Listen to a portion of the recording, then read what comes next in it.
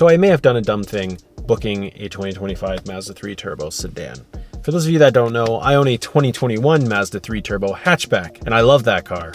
I love this car. It's awesome. However, you know, just sitting in a brand new car, not that much has changed in here. It's just everything is very fresh.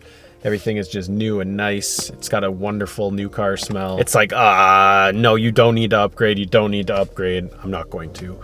I just bought a house with my wife, actually, so definitely not buying a new car anytime soon. However, I can definitely tell just with my 2021 Mazda 3 how worn in the seats are now. This piano black console is destroyed in mine. Well, it always seems to be super windy when I film, or raining or something like that. Anyways, we have ceramic metallic on this sedan. Looks beautiful. Love this color. So here's the front end of the 2025 Mazda 3 Turbo sedan, and not a whole lot has changed since it came out. Really nothing much, except now these turn signals pulse.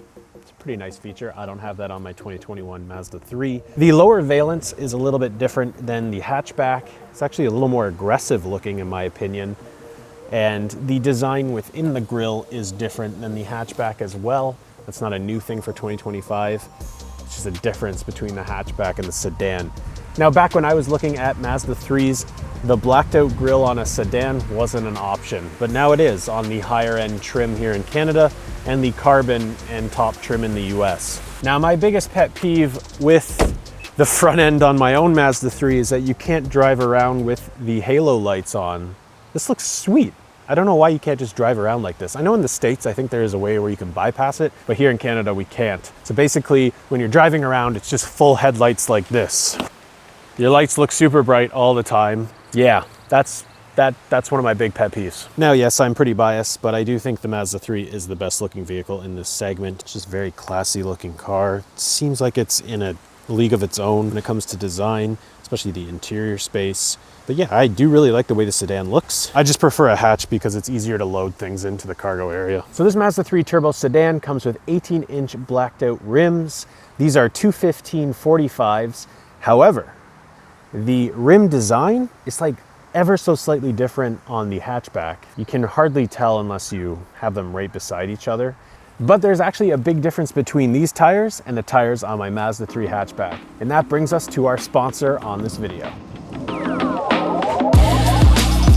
So I've been running Vredestein Hypertrack all-season tires on my Mazda 3 and my Ford Focus for about a year now, and I've truly driven these in all seasons. Vredestein Tires is a brand with a lot of history in Europe, and they've recently made their way over here to North America, and specifically here in Canada. Now, these Hypertrack are ultra high performance, all-season tires that have exceptional wet capability, and they're perfect for this unpredictable Canadian climate. But these aren't the only tires that Vredestein offers. From all seasons to summers, winters, and all-terrain tires, find the right tire for your car or for your Mazda 3 at vredestein.ca. If you're looking for Vredestein tires here in Canada, just visit their website and add your location to see where the nearest tire dealer is to you.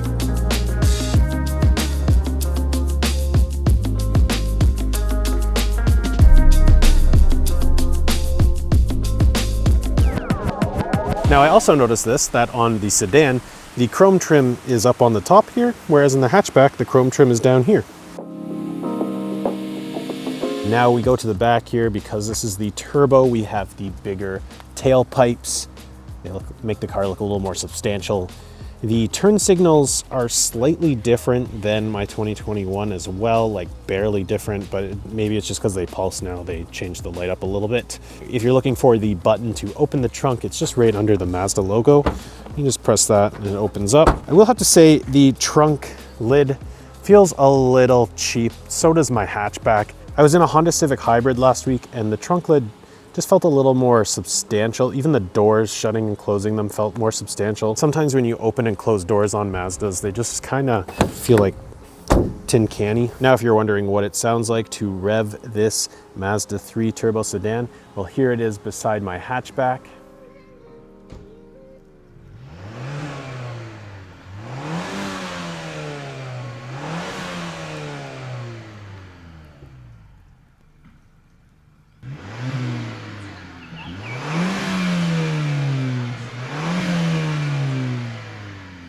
Aside from the big pipes and this turbo badge, there's not like a whole lot going on that tells you this is a turbo. It's not like a GTI or a Golf R where it's like very clear that it's performance oriented. This isn't really aimed at a GTI or a Golf R. It's kind of trying to break into that Audi A3 or Mercedes A-Class territory. But yeah, the hatchback is slightly shorter than the sedan. The sedan is a little bit longer.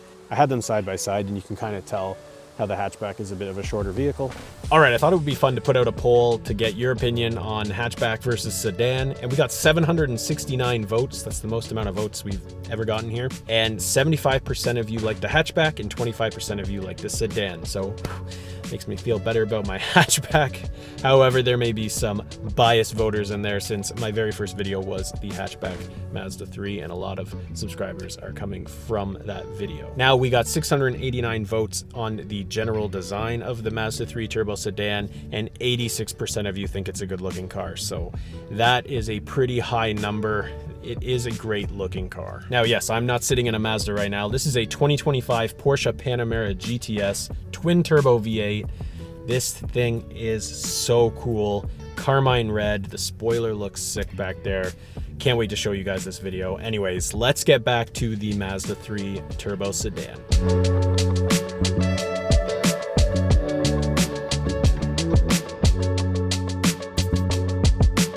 Now, the big difference in here between the older and the new is just the screen. This is a 10.25-inch screen. Mine was an 8-inch screen. So it's a little bit bigger, and it's also a touchscreen when you're using wireless Apple CarPlay and wireless Android Auto. And I don't have wireless CarPlay in my Mazda 3. I did buy an adapter where I can make it work that way. The lower section of buttons on the steering wheel here are blacked out, whereas in my 2021, they're a chrome finish. And then also, interestingly enough, the front and rear defrost buttons have moved up a level, and now these are just empty, which is kind of interesting. However, if you look at the trims below this, those buttons are back down here, so I don't know what the reasoning behind that is. Another major difference is mine has a panel down here to kind of close off the cup holders. They've gotten rid of that now, and this one does have a wireless charger, which I don't have, but it was an option at the time. I just decided not to go for it. I never really find that wireless chargers work all that well, but there's a wireless charger in here. Now, the biggest difference between the hatchback and the sedan when you opt for this red garnet leather interior is that the dash stays black but has red stitching. Whereas when you buy this in a hatchback, this entire dash part right here and on the doors is all red. So that is an interesting difference, and I'm not sure what the reasoning behind that is. I do kind of like this red stitching over just like full red. I don't know, what do you think? Do you like the just like full out red or this mix of black and red? I don't know. I also noticed that the 360 camera seems a little bit higher quality. Maybe it's just because the screen's bigger. I don't know if they've actually updated the cameras, but it seems really high quality in here. Other subtle differences between this and the hatchback would be that this has a button to open the trunk. I don't have a button like that in my hatchback. And of course, the hatchback has a fairly large blind spot, whereas this, barely a blind spot. Now, the Mazda 3 has a pretty good blind spot indicator system, and it will just beep at you if there is someone in your blind spot if you didn't notice. So the blind spot in my hatchback has never really been a major problem, but I will say the visibility in the sedan is just better. Now, this piano black in here looks really nice when it's brand new. And I would say if you're buying a new Mazda 3, I would get some sort of protective layer because it scratches very easy and mine doesn't look so great anymore. But yeah, if you get a protective layer on there, then you should be set. Now the back seat here is no different than the hatchback. Same amount of leg room. Everything is basically the same. No vents, unfortunately, but it is a tiny car. So you just blast the fans up at the front and you do feel it back here. We do have cup holders. A lot of padding here, and especially where your elbow goes on the door panel. Mazda does a great job at padding. Very comfortable. But this has a lighter headliner, which makes you feel less claustrophobic. Mine is all black, and it does make you feel like you're in a little cave. Now, a big difference between the Civic hybrid and the Mazda 3 here is that, well, the Civic is just a lot bigger back here, but the Civic also had the option to have heated seats back here, whereas that's not really an option with the Mazda 3. Well, obviously cargo space is different between the sedan and hatchback. 13.2 cubic feet for the sedan with the seats up and 20.1 for the hatchback behind the rear seats. Finding the actual cargo space for the sedan with the seats down was kind of tricky, but in general, it is just easier to fit things into a hatchback. My wife and I bought some furniture from Facebook Marketplace, but we took the hatchback to pick it up because we weren't sure if they were going to fit in the trunk on the sedan, and it turns out they wouldn't have fit in the trunk. However, they would have fit in the rear seats.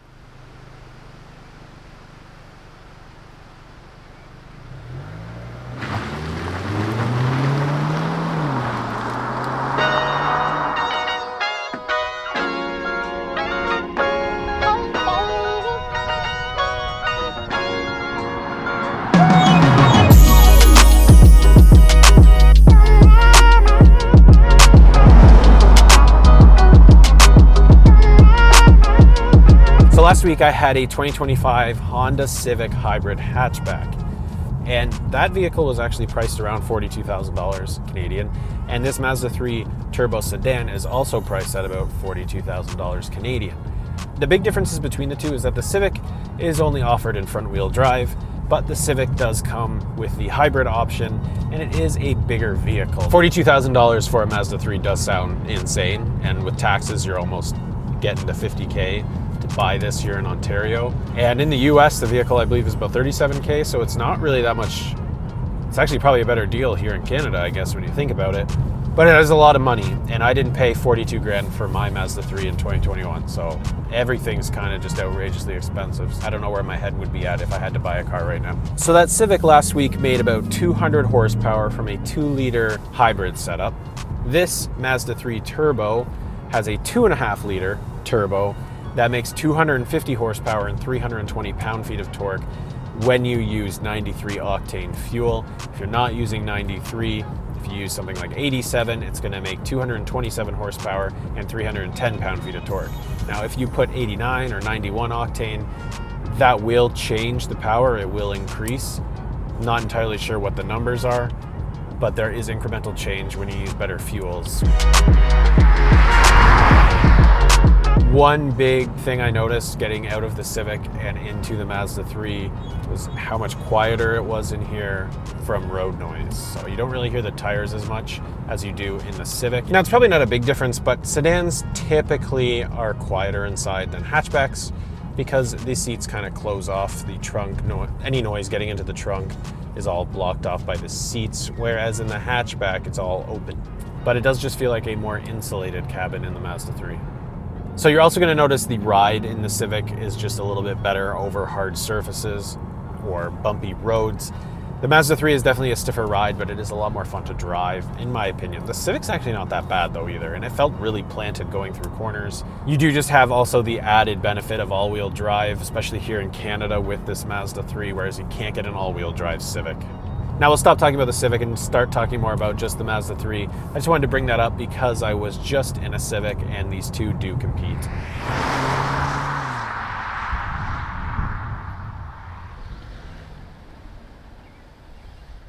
All right, so I've got traction off. I've got this in sport mode. Let's see how exhilarating this is from a launch. A little bit of wheel spin. It is quick. It does feel quick. It's not like snappy. From first to second, there is just like a little hesitation. It does that in my Mazda 3 as well. For a 0 to 60 time, I've been able to get 5.58 in my Mazda 3 hatch. Now, acceleration in this vehicle is very satisfying.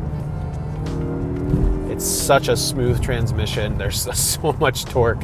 It's not, I mentioned this in my 4-year long-term review on my own Mazda 3, it's not an aggressive transmission like a dual clutch in a GTI or a Golf R. You're not going to get that experience in here, but it is quick. It's a very satisfying, luxurious, smooth transmission.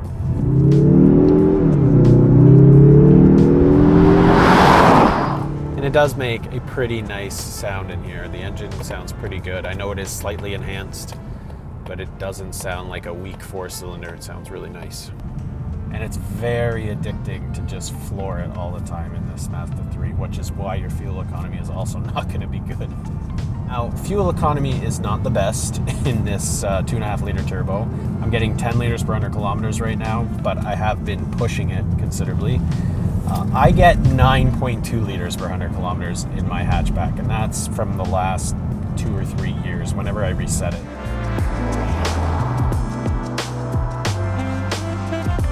The most fun you're going to have with the Mazda 3 is if you have some corners and you can take it around, because it handles quite well.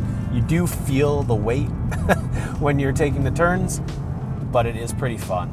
It has a long hood and it is a little nose heavy when you go into turns, but the G-factoring does really help with the understeer. All right, so we've got a couple turns up here. Turn it in. Very nice. Handles really well. Lovely car to drive. One important thing to know is this does have a heavier steering feel than a lot of other cars in this class. This definitely feels a little more old school. It's not that you really have a whole lot of steering feel, but it is heavier, which does actually feel pretty good. Just it's so good at cornering.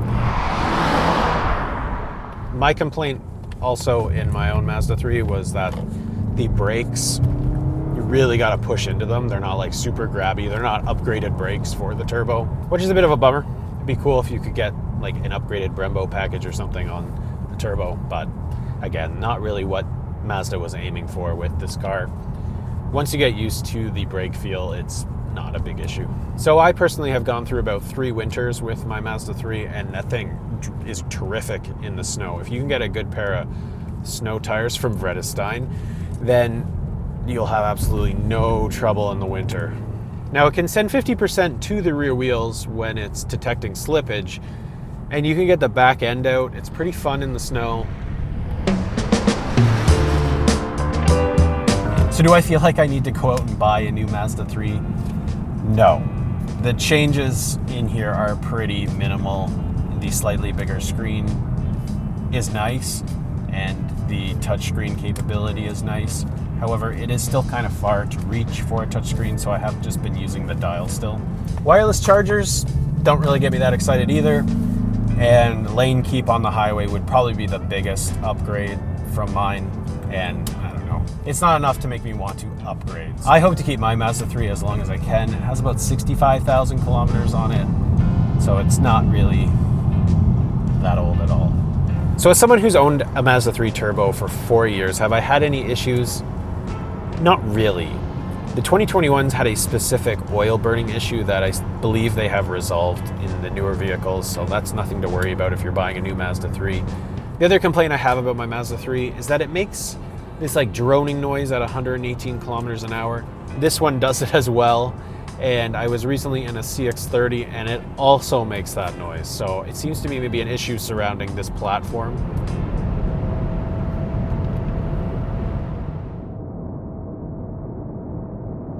Otherwise, it's been a pretty painless experience. I really love this car. Well, that concludes this video on the 2025 Mazda 3 Turbo Sedan. Really enjoyed my week with it. If I had to pick between the Civic Hybrid or this turbo all-wheel drive Mazda 3, I would pick the Mazda. I just find this car has more character to it. I find it has a nicer interior for sure. It's like really pushing above its weight in that regard. I genuinely feel like it is special in here. And Mazda did a really good job with this 4th generation Mazda 3. Now, if you don't really care about driving dynamics and you're driving people around a lot, then the Civic may actually be a better option. It has multi-link rear suspension. It just takes bumps a lot better, more comfortable ride in that regard. Whereas if it's just 2 people or you driving for the most part, this is a lot more fun and has some character to it. If it comes down to a GTI, Golf R, Launcher N, Civic Type R, GR Corolla, some of those vehicles are a lot more expensive. You will have more fun with those vehicles versus this, but when it comes to just daily driving, commuting, this is a pretty satisfying vehicle to drive, and I genuinely like it a lot. Now, if a Mazda 6 wagon ever comes to North America, I would happily jump into that as sort of the next stepping stone, but it doesn't seem like that's happening in the near future. Maybe they'll put that inline 6 in it or something. That'd be really cool. And it will be interesting to see if they go for a 5th generation Mazda 3 or if this is it, because small cars in North America are a dying breed, unfortunately. Anyways, thanks so much for watching. Hope you enjoyed this video. If you did, please feel free to subscribe. Next week, we have a 2025 Porsche Macan Turbo EV, 630 horsepower, so it's gonna be wild. If that interests you, please feel free to subscribe. We've got a lot of really cool cars booked, some pretty fast ones, so stay tuned and we will see you soon.